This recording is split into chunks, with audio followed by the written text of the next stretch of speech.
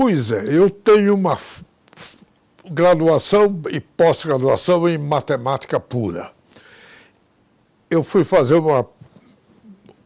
um período logo depois do meu doutorado nos Estados Unidos e lá eu me envolvi muito com o Departamento de História da Matemática da Brown University, que é um dos mais conceituados lá. E enquanto eu estava nos Estados Unidos, surgiu uma oportunidade muito interessante da Unesco para que eu fosse dar aula de matemática pura numa pós-graduação, curso de doutorado, na África, na República do Mali, na cidade de Bamako.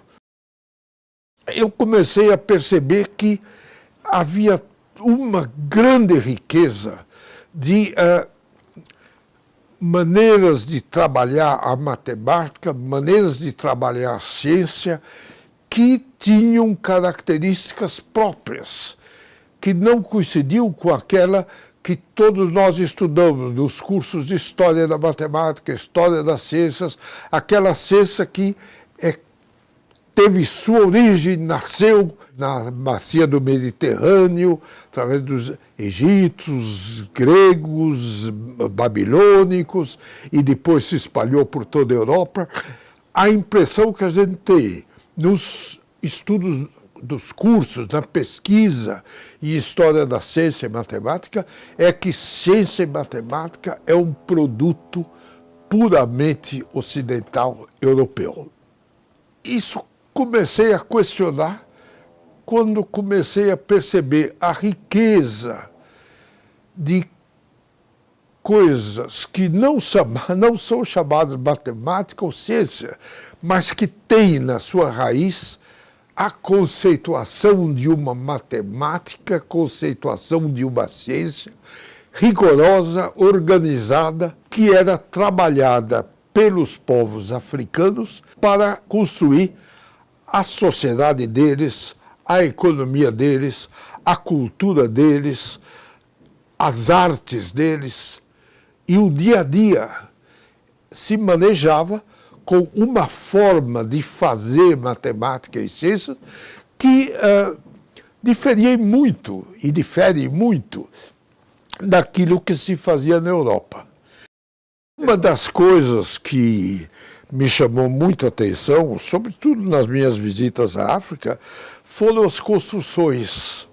E as construções, o que quer dizer, uma arquitetura própria deles, feita principalmente de barro, de adobe, uma arquitetura que durava, ainda dura, 1000 anos, tão resistente, mais resistente que aquelas de pedra que eram feitas na Europa.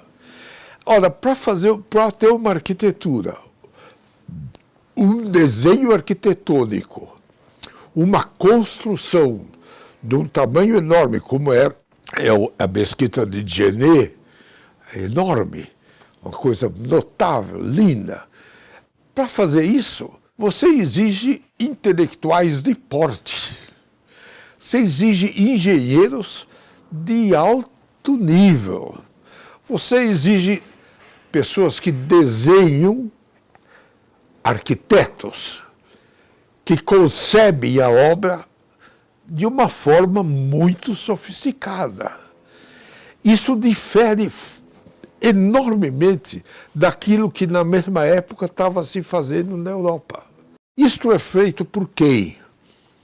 Claro, não há uma estrutura como se desenvolveu na Europa, uma estrutura educacional por etapas que está muito, muito ligada ao cristianismo.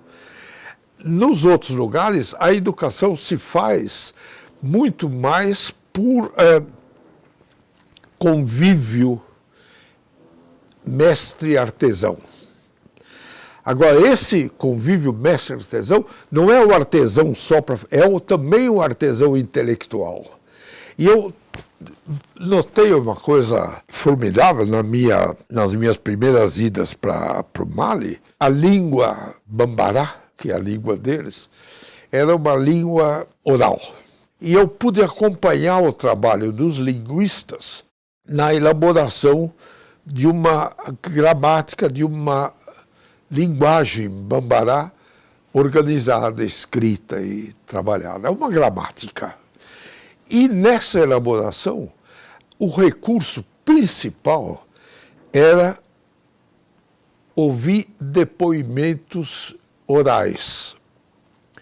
Bom, esses depoimentos orais, que eram feitos pelos chamados griots, era uma coisa extremamente sofisticada, no sentido de se criava um ambiente, esse ambiente era acompanhado geralmente por um tantã, uma música, que tinham quase que um efeito hipnótico, que fazia com que despertava nesse griot memórias, e o griot passava algumas horas contando toda a história das tradições malianas.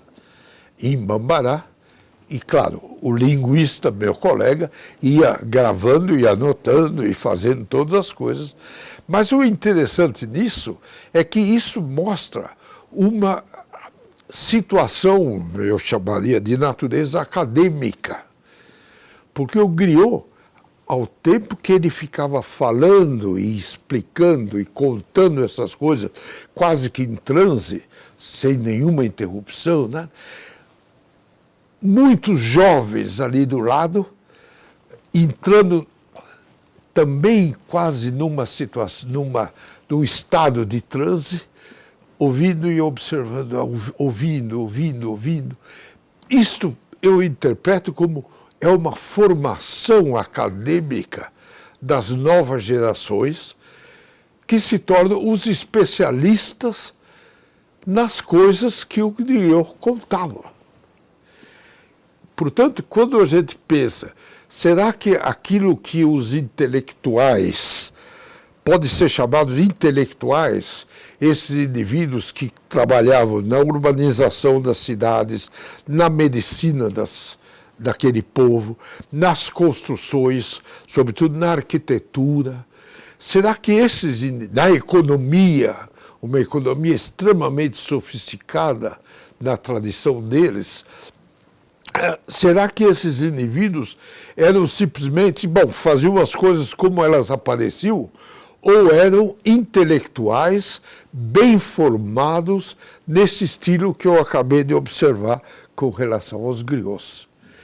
E eu tenho coragem de dizer que há uma formação acadêmica equivalente à formação acadêmica europeia. É um outro estilo de formação acadêmica. Isto depois, examinando e procurando ver as culturas indígenas aqui na Amazônia, vários alunos fizeram doutorado sobre culturas amazônicas, eu vi que esse mesmo modelo também se aplica. E depois, examinando as culturas andinas, eu vejo que esse mesmo modelo se aplica. E com o pouco que eu conheço das culturas do Oriente, China, Índia, Japão, se observa coisas semelhantes. A Indonésia, por exemplo, que foi uma das pioneiras no desenvolvimento de pensamento abstrato, os povos de Java, agora nós estamos descobrindo mais coisas sobre as pinturas rupestres em Java, que são muito anteriores àquelas que a gente vê na Europa. As pinturas rupestres denotam um pensamento abstrato altamente sofisticado. Quer dizer, a pessoa que pinta aquilo na Europa, na caverna, faz aquelas pinturas, não é simplesmente o sujeito que vai e rabisca alguma coisa. Elas têm toda uma estrutura intelectual mostrando que o grande objetivo dessas pinturas era o objetivo de registrar e transmitir conhecimento. Portanto, o pensamento abstrato não é privilégio europeu. O pensamento abstrato se desenvolveu em praticamente todos os lugares do mundo. Agora, nesse desenvolvimento, foram tomando direções diversas. Essas direções diversas deram origem àquilo que passou a ser chamado ciência. Isto lá pelo século XIII, XIV, começa a se definir uma estrutura. Por que se define essa estrutura? Bom, circunstâncias. As coisas vão acontecendo e essa estrutura se mostrou eficiente em certas coisas e passou a ser um instrumento básico na conquista de outros povos, na colonização. E aí ela se espalhou por todos, porque se mostra mais eficiente para essas coisas. Por exemplo, é difícil você chegar com etnomatemática da Amazônia a fazer um avião voar. Tem características próprias. Por outro lado, você é capaz de, com esta etnomatemática, equilibrar melhor o ambiente, coisa que se perdeu do outro lado. Então, justamente esse jogo, esse equilíbrio entre você faz alguma coisa que dá certo numa direção, à custa de prejudicar outra. Isto aí acabou dando ao pensamento ocidental instrumentos capazes de se impor aos demais. Se você gostou desse vídeo, dê um like, compartilhe. Aproveite para assinar o canal e ative as notificações.